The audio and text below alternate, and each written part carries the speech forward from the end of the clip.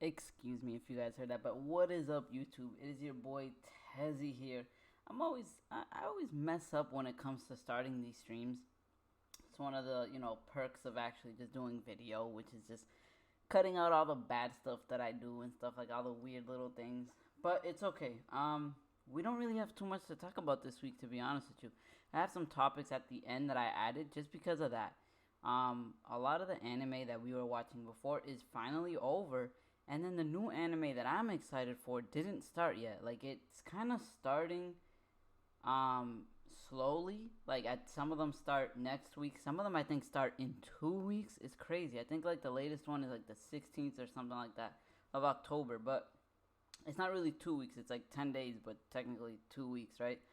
But one of the new anime did start off, and that's the one that I want to talk about first. Now, I do have some notes here just to make sure that I don't stray off topic and things like that. So if you see me looking down or anything, it's because I want to make sure that I'm giving you guys somewhat good content. You know what I mean? So this is actually not episode 2 like it says in the thumbnail because your boy drew a blank. It's actually episode 3 of Sunday Night Anime. So before we do anything, I want you guys to go down there right below here and hit that like button for me, please. Make sure that if you want to see these videos or any more of my videos, to make sure and hit that subscribe button as well, guys. And what is up, Only Clan? He's actually one of my most loyal subscribers. I don't know if he knows that, but you are, my friend. So what's up to the live stream? I don't know if you watch any anime. If you do, let me know in the comment section down below what are some of your favorite anime. But yeah, we're gonna start off with Ahiru No Sora, which is a basketball anime. Now, I was excited for this anime because, as you guys know, I've said it a few times already. One of my favorite animes to watch, or that I have watched, was what the heck was it? I was about to say Boku no Hero. I don't know why I was about to say that. The basketball anime. I'm drawing a blank. Let me see. It's in this list that I have. Boom, boom, boom, boom, boom. One of the best I can't believe I'm drawing a blank like this. Kuroko no Basket. I couldn't even find it in my list, but that's the name of the basketball anime. Kuroko no Basket is one of my favorite animes, which is weird because I couldn't even remember the name. But the reason why I like sports anime is the intensity of the anime, and that's why I named this stream Intensity, because that's what we're going to talk about. The intensity. Now, Ahiru No Sora kind of showed me that it's lacking a little bit of that. Now, first off, let's start from the beginning. The intro to the anime is super meh, and that's really important because a lot of the time the intro is what sets up you to feel the emotions that you're about to feel, right? That's why a good intro always leads to usually a good anime. I mean, some of my favorite intros of all time, we're going to talk about it a little bit at the end, but just look at Tokyo Ghoul's intro, man. The first season, that intro was one of the best of all time for me. It's one of my favorites. And the fact that they used it in that final fight made it that much better. And that intro kind of shows how the entire anime goes, where it's like super soft in the beginning, almost like whispering, kind of like Kaneki's emotions, and just his character is like super timid, and then all of a sudden it just blows up, just like at the end of the anime. All of a sudden he just blows up. A good intro does something for the anime, and this anime intro was kind of meh. I mean, eventually it'll probably grow on me as we go, but as of right now, not really feeling it. And I've only heard it once, well, like 1.5 times, because I tried to hear it a second time to see if I would like it a little bit, but I kind of just took it off. I was like, I'm good, bro. I'm just going to watch the anime. But we are going to start off by saying this guy's name. It's going to take me a while to even get it, so I'm going to have to read it off my phone because it's one of the longest things, and it's actually one of the funniest things that happen in the anime. But his name is Kuromatatani. And the funny part about that is one of the characters in there said it in Japanese, but like in a weird way. It was like, what? Something curly panties? And it was like the funniest thing. Even though he said it in Japanese and I read it, it still caught me off guard and I was laughing. But here's the thing, guys. the plot to this anime isn't too good. You know, it's one of those things where it's like the obvious, right? It's a basketball anime. So what's the obvious thing that you're going to make a main character go through, right? Like, he has to be short. He has to be short. If you're playing basketball and you're not tall, you're going to have difficulty. So the easiest plot to have for a basketball anime is to make the main character short and overcome all that. So that's kind of, for me, it was a little sad to see, because like even Kuroko no Basket had that. Like, Kuroko was shorter than everybody else, but he overcame it. But it wasn't even just about him though, because Kagami was also one of like the main characters almost, and it was almost just about as much about him as it was about Kuroko, and he was tall and strong and everything. So it was more about the teamwork and the dynamic, and like them overcoming, you know, the generation of Miracle, than anything. But this one, I hope it's something like that. Right now, as of right now, the only thing that we kind of have is that the plot is gonna be him overcoming how short he is. So if he is actually, if that actually is the plot, I'm kind of saddened by that. Oh, I almost forgot one of the most important parts of this, right? Boom, this is what we're talking about right here. But hopefully it changes a little bit and it's more about the characters, because that's one of the good thing about sports anime. The plot isn't really like crazy amazing, right? It's never really like crazy good. You kind of don't feel this fear of somebody dying or anything like that, but the character and the intensity of the character makes the anime that good. Like Kuroko no Basket, for example, Kagami was always like, no, we have to do this. I'm gonna do this, right? Meanwhile, you have Kuroko who's just there like quiet intensity. Like, he would look at you straight in the face and his aura is just coming out of him, right? So hopefully this anime does really well in developing the characters and helping us feel like connected to them. Because if they do that, then it'll save the anime. But and hopefully the plot isn't what I think it is, and it's more about which might be an undertone, but hopefully it's more about him bringing these like savage kids, these like, you know what I mean, these kids that are not these little hoodlums or these really tall hoodlums, bringing them from being hoodlums and turning them into good kids and actually caring about school and playing basketball for fun, or teaching them why basketball is fun. You know what I mean? Having them fall back in love with the game. Hopefully that's what it's more about than just this kid who's short. You know, overcoming his shortness. Alright, so that's really all I had to say about this anime, because it's only the first episode. You know what I mean? If you guys had anything other to say about it, if you guys watched it, let me know in the comment section down below. I'm going to try my hardest not to be spoiling every episode. But obviously this is the first episode, so I didn't really have too much to talk about. But you know, from here on out, I'm going to be talking deeply into these episodes. So like always, if you don't want me to spoil you on anything, I will have the picture of the anime as we're talking about it on the screen. So once you see that picture come up, you can go ahead and mute the stream and then wait till it disappears, and then you can come back. Alright, so Only Clan over here said, one of my favorite of all time is Flame of Recca. You know something? I'm not gonna lie to you, I haven't watched it yet, and it's on my list. I have a list of like 100 anime that I'm like, I have to watch or I have to get to at some point. But every season, just new anime comes out, and I usually focus my time on that. Once in a while, I'll get to it and I'll watch you know, one or two animes when something is just like a little slow. But so far, I think my next one is going to be, that I have on my list, is going to be Samurai Champloo. That's the one that I already have saved on my Crunchyroll ready. So whenever these animes start getting a little slow, that's what your boy's going to be watching. But Flame of Recca is definitely on my list. Alright, so the next anime that we're going to be talking about is going to be, let me just get this up here real quick. Boom. It's going to be One Piece. Now, last time we spoke about One Piece, we talked about the only real thing that happened that episode was the fact that they named somebody named Shiten Maru. What is it? Yeah, Shiten Maru. Now, Shiten Maru is, just like I said, the modern, or not even modern day, but the One Piece version of Robin Hood. Or I'm assuming, they didn't say yet that he's stealing from the rich or from the farm and giving it to the poor. What they are saying, however, is that he's stealing. So I'm hoping he's not just like a regular old villain who's just stealing from thieves, um, and he's actually giving to the village. But there's no signs of that, right? Because you have villages that are dying. You have a village that's right near the path that they go to towards the farm, like one of the rich villages. Right near it is a village that only gets to eat the leftovers, and even there, I didn't see any kind of like mention of him or him giving any kind of food. Like usually Oda has some kind of foreshadowing. Like we would have seen somebody eating some kind of fruit that looks beautiful and fresh, and you know what I mean. We would have been like, wait, where'd he got that fruit from? Where'd he get that from?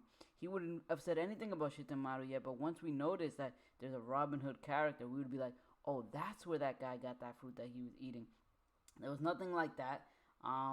So we don't know exactly just yet if he's good or just a neutral character that just steals from people. But regardless of that, we do know that Kaido's troops are annoyed at him. And the officers that were there were actually not that good.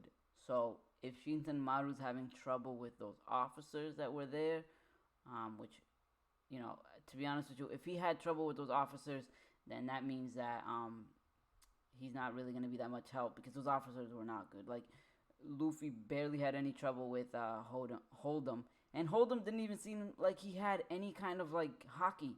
Like Luffy wasn't even using was he using his gear second? I don't even think he was using gear second, and he couldn't keep up with him, which is, to me, is like, what are you doing? You know, but that's just, maybe he was able to use gear, maybe Oda is saying he could use gear second now without actually going to like that pink state, or he's as fast as gear second without using gear second, so when he actually does use gear second, he's even faster. But he wasn't using gear second, and this guy couldn't keep up with him. So that just, to me, shows me that these officers aren't that strong yet. Not to say that, you know, the Kaido crew isn't strong, because Hawkins is in it. You know what I mean? So, and he's not even one of the top 3 commanders. Alright, let's see what else we got here.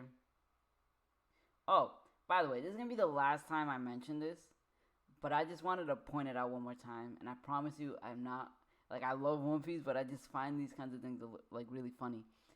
Remember how I was talking about the fact that, like, One Piece likes to just drag certain things out? Like, they do certain things, and it's just to drag it out a little bit. That way you're just sitting there watching something that's pointless for, like, 15 seconds, and they're just doing it to, like, you know, waste a little bit of time. That way it only takes 1 chapter per episode.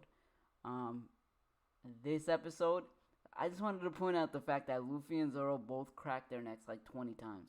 Like, they were just there like crack, crack, crack, crack, crack. Like, they were having some kind of neck cracking contest or something. I'm just here like, bro, what are we doing? Like, do something. Let's go. But this is the last time I'm going to mention this. I don't want to seem like a One Piece hater. I really do enjoy One Piece. If I didn't, I wouldn't be watching it right now at episode 905, I think, something like that. Like, but yeah. Super well, get hyped. Oh yeah, that's true. So I do want to give One Piece its praise, however, right? Because one thing that One Piece does really well is the fact that One Piece hypes up one specific moment. And I think it has to do with the fact that they drag something out so much that by the end of it, when it actually happens, you're just sitting there like, wow. Like, that just made it that much better, right? Because Luffy was sitting here talking to Hold'em for 2 episodes straight. And he finally kicked his ass the final episode. I mean, not even the final episode. Like, the last, 2 seconds of the episode, that's when Luffy kicked his ass with 1 punch, right? But I was so happy that he did it. And I was like, yes! Hit him one more time for me. Just, I get you already kicked his ass. Hit him again. Hit him one more time for me, please. And that's one thing that One Piece does really well. And that's hype up a moment. So, I will give it its props there. But out of everything that happened that episode, the thing that I got the most hyped about was the fact that Hawkins and Law might actually fight. It's been a while since we saw Law in action. And for him to fight somebody who I don't think he's evenly matched with. I think he might be a little stronger than him. Because they like to insinuate that he's evenly matched with Luffy, if not just a little bit weaker than Luffy. So I'm hoping that him fighting Hawking is something, that will be a little interesting and can be fun for us. So that's the one thing that I did actually get from this episode is I got a little excited to see Law back in action, and hopefully he does fight Hawkins. But to be honest with you, I can see Law like just kind of sending him away, like with his room, just like, alright, bro, we're not actually gonna fight right now. I just want you not to get to Luffy. So hopefully that doesn't happen, and we see at least a little bit of a scuffle. But that's really all I had on One Piece, to be honest with you, because like I said, nothing really much happened besides those, them talking about Shitenmaru, Luffy beating the crap out of Hold'em with just a one punch, and then the whole Law versus Hawkins. Even though nothing really happened, but hopefully something does, because I'm excited for that. But we're gonna go ahead into the final anime, to be honest, that I watched from the previous season, because everything kind of ended. Everything kind of ended, and everything isn't starting until like 2 weeks. So, but Black Clover is gonna be the one that we're talking about, and we do have a lot to talk about for Black Clover. I have a ton of notes, so you're gonna be looking at the top of my head a lot, because I don't want to mess any of this up. But we're gonna start off with talking about Asta's sword and my theory from before. Now, if you guys, just to recap a little bit, my theory from before was the fact that Asuna has 3 swords, right? And I said one of them is a defense sword, right? It negates all magic, which is the first one. The second one is an attack sword, which is basically like, it just absorbs magic and then shoots it back a little stronger. So that's his attack sword. And now the third one, what I said is I think that one is a healing sword, or like ultimate defense, like regeneration type thing, right? And it kind of furthered my theory a little bit here, but at the same time kind of confuzzled it a little bit at the end. So let me just talk about it a little bit, right?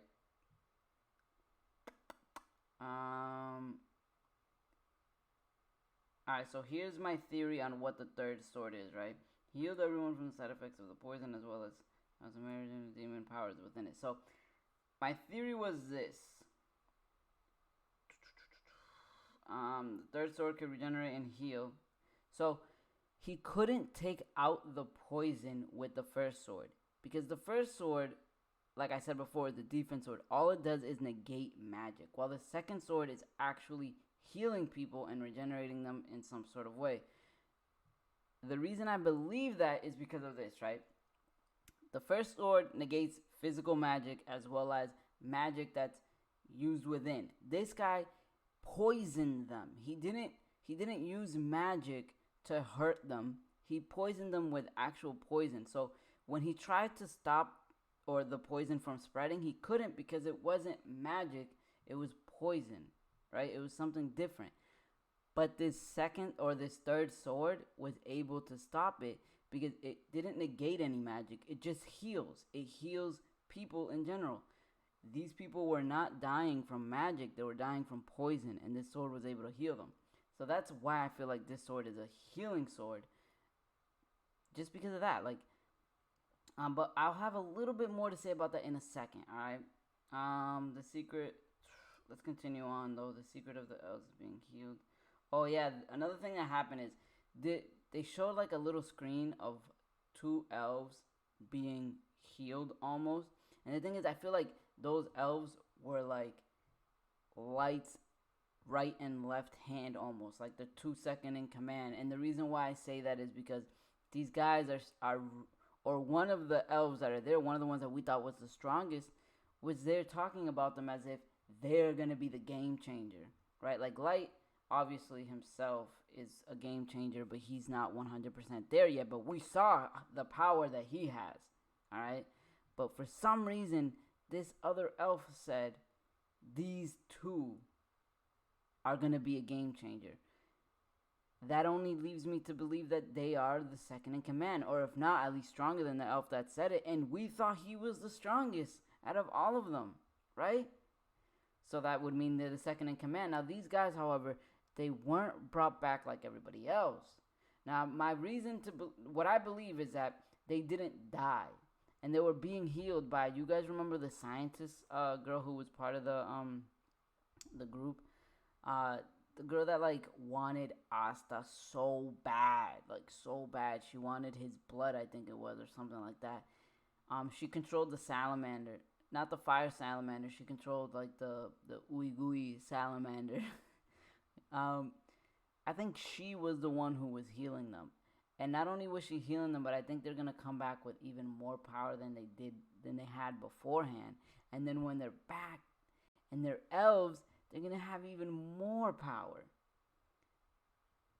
Which also brings me to another point. These elves are literally unstoppable. They're already unstoppable. They're already super strong, have more magic than almost all of them, and are captain level. Like, even the weakest elves are captain level.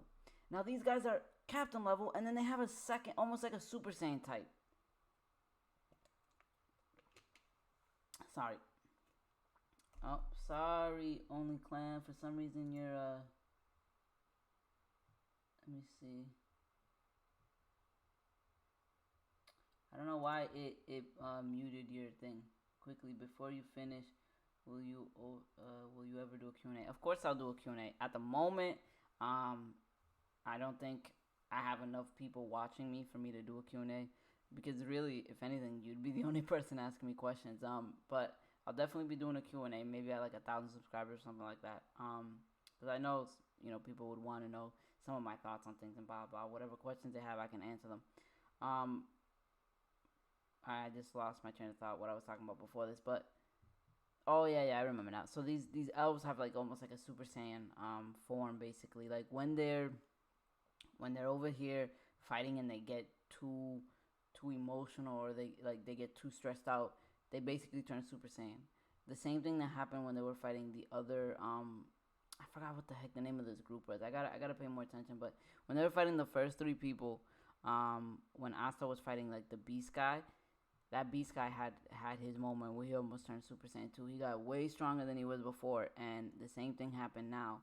Which leads me into the next point, which is that other sword. This is where my theory gets a little confused. So I think that sword does heal, but then the way that this spell, or this like reincarnation spell, works, now I'm completely confused, because for some reason Asta was able to cancel it out with this sword.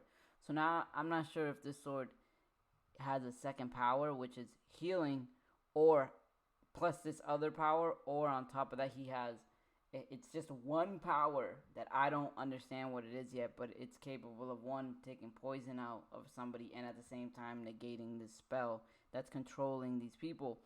But his original sword wasn't able to do that, right? His original sword wasn't able to negate this spell, so that means the spell has to be some other different type, and then some other different type of spell. It can't be magic based, or it is magic based, but what is controlling the elves isn't magic. It has a different side effect. Kind of like the guy who used the poison to poison people.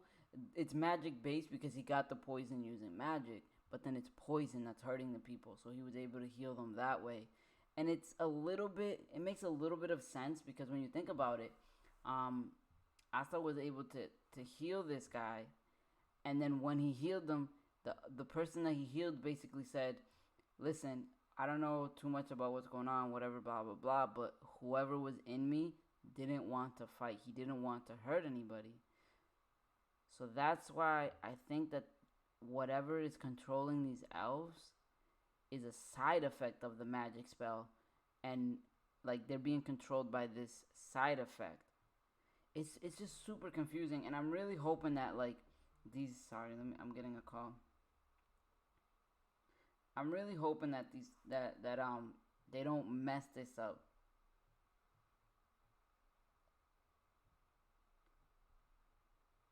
I'm really hoping that they don't mess this up, because it's the way I'm seeing it right now, it's going to be super easy to mess it up. Like, the explanation to this sword might get super confusing.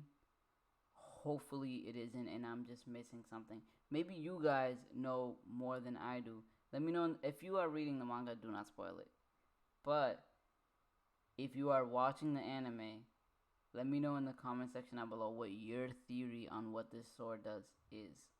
You guys know my theory. I think it heals, right? I think it heals, not like the other one where it negates, it negates magic. I think this sword is used to heal wounds, as well as, like, if you're poisoned. Basically, it just heals everything. Alrighty. that's really all I had to say about Black Clover. It's kind of been lackluster lately. It hasn't been as good as it usually has been, and I don't blame it. I think it's just getting ready for a big fight, so they're kind of slowing things down a bit. You know, as long as that big fight that the anime is suffering for at the moment is really good, then I have no problem with it. But like I said, it's dangerous to play like that because once in a, like if we're sitting here saying, "Wow, the anime is not as good," but it's just set up, and then when it's finally done and the setup is over, it's not what you were setting up isn't good. Then you know what I mean? You just took a L.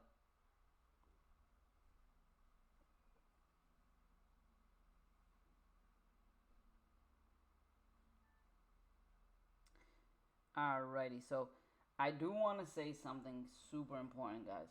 Now, here's the thing, right?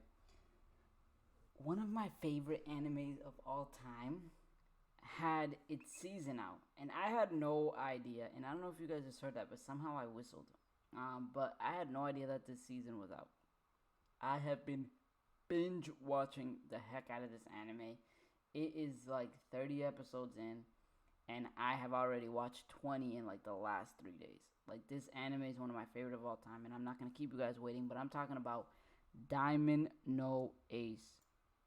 Yes, Diamond no Ace, and the reason why I named this podcast Intensity is because of this anime. This anime is a baseball anime. Obviously, you guys can tell, baseball anime, and it's one of the animes that gets me the most hyped I've ever been. It's super close to Food Wars, which Food Wars is about to come out too. So hopefully, them being out at the same time, I'm gonna be so happy with anime. But at least for this season. But listen, guys, this anime right here, you need to watch it. Give it a shot. Give it. I promise you, you won't be let down. This anime is beautiful. They do so well in like everything you can think: character development, plot. Like, everything is just so good. And it's baseball. You can't have a plot hole in baseball. Like, besides, okay, maybe the guy throws a pitch that like teleports or something, but that doesn't happen in this anime. You know what I mean? That happens in like Kuroko No Basket and stuff like that. But you can't have a plot hole in baseball. And this thing right here is so beautiful. I'm telling you, the main character will get you. It's almost like a mixture of like Natsu and Naruto in terms of like never give up, but also super hilarious. And then he has like his second main character, which is just even funnier in his own way. Like, he's super funny in his own way. You know what I mean? He's super serious, like doesn't like to show any emotion to himself. But then that in itself is super funny when they put him in like these situations where he should be talking but he doesn't talk. I really suggest you guys watch this anime. It's really, really, really good. And these last like 20 episodes that I've been watching, I've been like, they're not as good as the rest of the anime, but I think what they're doing is they're like speeding by games and just like going past a bunch of stuff, like, so that they can get to a certain point. And I'm not gonna spoil anything for people who are gonna pick it up, but the point that they're about to get to is something huge, like huge. And I'm sitting here like, man, I don't want them to like speed by everything that they're speeding by, because it kind of hurts the characters a little bit. But at the same time, they're doing it so well. Like, you still get this like emotion, and you still get the intensity from the characters. You still feel the what they're feeling, and how badly they want to win these games. And then boom, they just hit you with that one scene, that one pitch that just goes crazy, makes you so happy because you just see how much their hard work and training paid off. Man, I can talk about this anime forever. But to be honest, I just want you guys to give it a try, because I love this anime. And to have people who love it and talk to me about it would be amazing. So please give this anime a try. But now, what we're going to talk about, besides this, I did have one topic that I wanted to talk about, which I talked a little bit about in the beginning, which was favorite anime intros. Now, before I list my intro, I want you guys to list your intros in the comment section down below. Just let me know what your favorite intro is. Now, while you guys do that, I'm going to list off some of my favorite intros. First of all, let me just tell you something.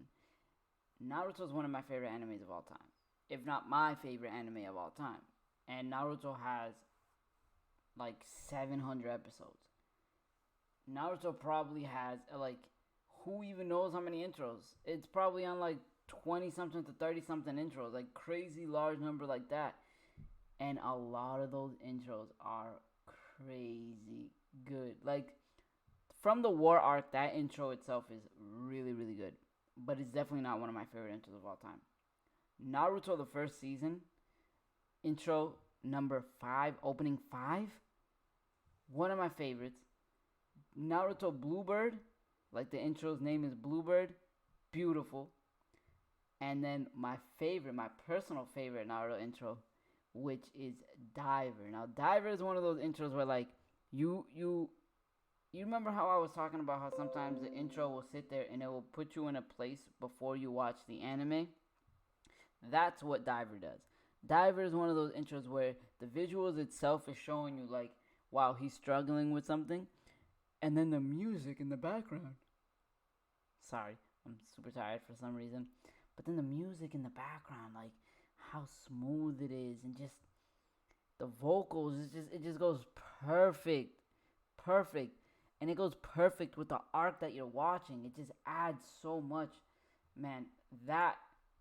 And I think it's because I really like that arc as well, but that intro is amazing.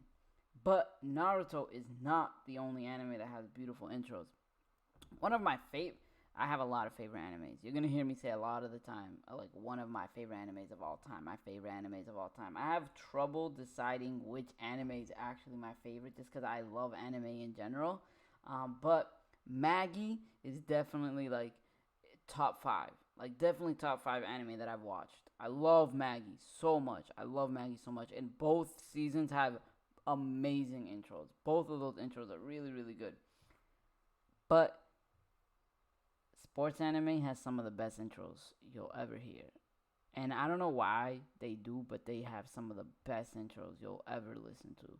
And Yowamushi Pedal probably has the best intro I've ever heard out of a sports anime. And for those of you who don't know what Yowamushi Pedal is, it's a cycling anime. I know, you're probably sitting there like, you watched a bicycle anime? And yes, it's a bicycle anime. And no, it's not like a motorcycle gang or nothing like that or anything. It's literally just these kids race on bicycles. And the intro, well, one, don't knock it, because that anime is actually really, really good too. And it's just like Domino Ace. Like, they focus on the characters and developing the characters, and that adds so much to the anime. It makes you feel how badly they want to win and how hard they train. And when they do win, you feel so much better. Like, it just like, you get excited because they won, even though you knew they were gonna win. But actually, to be honest with you, a lot of times the sports anime, you don't get what you want. Like, it's not like a One Piece or like a Naruto or something like that, or even Dragon Ball Z, where it's like the main character loses, he's most likely gonna die. You can have the characters in a sports anime lose all the time because they're not gonna die. They can just get up and try again, which is actually what the animes are about, right? Like, if you think Naruto trained hard, if you think you watching Naruto train was crazy, or you watching Goku train was crazy, or you watching like anybody train in a fighting anime was crazy, think again, man. Like, yes, super amazing when you see the, like, Luffy come back after his time skip and use Conqueror's Haki like nothing, right? Take out 50,000 seamen or fishmen just by using his Conqueror's Haki. Crazy, right? Like, but when it comes to sports anime, you're literally watching them train hard. You see them lose. So when you see them lose, them training and becoming strong enough to win the next time means way more. You know what I mean? Like, Luffy, the reason why Luffy coming back and using Conqueror's Haki was such a big deal was because he lost before that. Before his time skip, he lost. He took an L. right? So when he was training, he came back and beat the pacifistas with like no, barely even trying. You were even happier about it. You were excited about it. But that can't happen too often with animes like One Piece and Naruto. Because you guys saw Luffy almost died. He barely survived. He should have been dead. That doesn't happen in sports anime. So when you see somebody lose and you see their emotion and the character development behind it, and then they train and they come back even stronger, it's just that much better. I don't know why I went into that. I was talking about openings. But I feel really strongly about sports anime. And the reason I get so worked up about it is because a lot of time people like to say like, oh, sports anime, why would you watch a sports anime? What the heck? Why would you watch anime about cycling, about bicycling, or anime about like Haikyuu, about volleyball? Haikyuu is one of the most intense animes you'll ever watch. It's a volleyball anime, and it's one of the most intense animes you'll ever watch. The feeling, the intensity behind the characters and their goals and them wanting to fulfill them. Come on. It's beautiful. It's beautiful. And then like, alright, I gotta stop. We're talking about openings. Just give sports anime a try. But yeah, Yowamushi Pedal Season 1 has one of the best openings I've ever heard. Like, it's one of those ones that I actually downloaded on my phone. This might get me copyright strike, but I'm not going to play all of it. I'm just going to play a little bit of it. Let me see if I can find it. Yowamushi Pedal Opening 1. No, I want the first season. The first opening. Just listen to this real quick.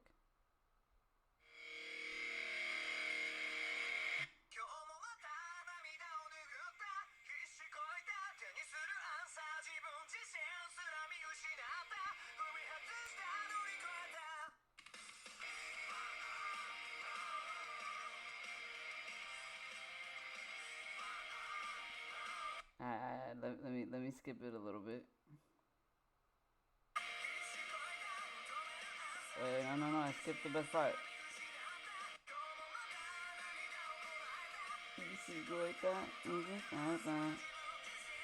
I'm not gonna get copyright struck here, but that right there, like, I'm sorry, but it already got me excited because it's so upbeat, so up tempo, and that's what the anime is. Like, it's super funny, super lighthearted, and that intro just, it basically just gives you like a little bit of what it is. Now let me show you guys. Actually, let me show you guys another one, not by Yowamushi Pedal. Let me show you. You know, I'm gonna show you two. I'm gonna show you Naruto opening. I'm gonna show you Diver. I'm not gonna show you. You're just gonna listen to it.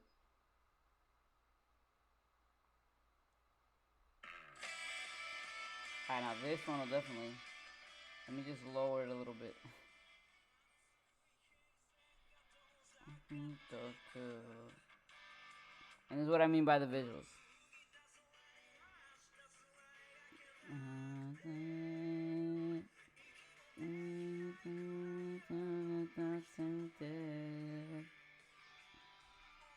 Alright, that's enough. Now let me show you what I was talking about. Let me see. I showed you Yowamushi Pedal. I showed you Diver. Let me show you one of the best, actually, the best intro I've heard in anime ever.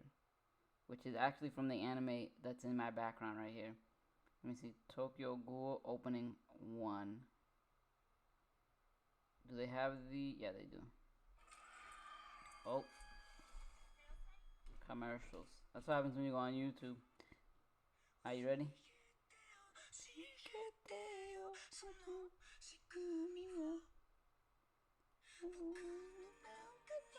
That's what I was talking about the whispering.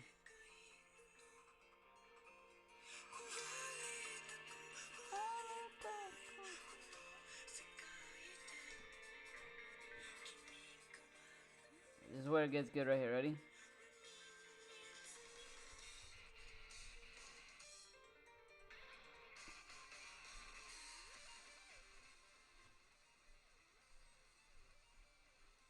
Sorry, I don't want to get copyrighted.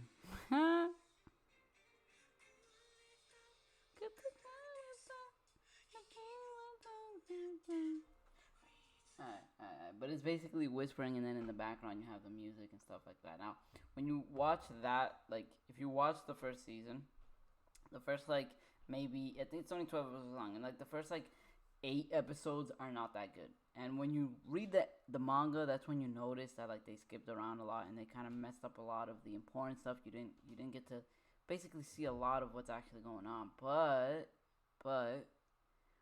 once you get past like the first 8 episodes, they start focusing more and like following the manga. And that final episode, that 12th episode, was done amazingly. Like, I can't even explain it. But I'm going to leave you guys on that. Watch that episode. We'll talk about it next time, but watch that episode. Alright, guys, I'm going to end the stream here. Make sure to hit that like button down below. Hit that subscribe button if you haven't yet. Thank you guys for watching. And for those of you who tuned in today, thank you. Yeah, but that's going to be the end of this stream. I'm always bad at this kind of stuff, ending it. I never want to stop talking, so I always just find a way to keep talking. But I'm not going to do that this time. I will see you guys next time, next week on Sunday.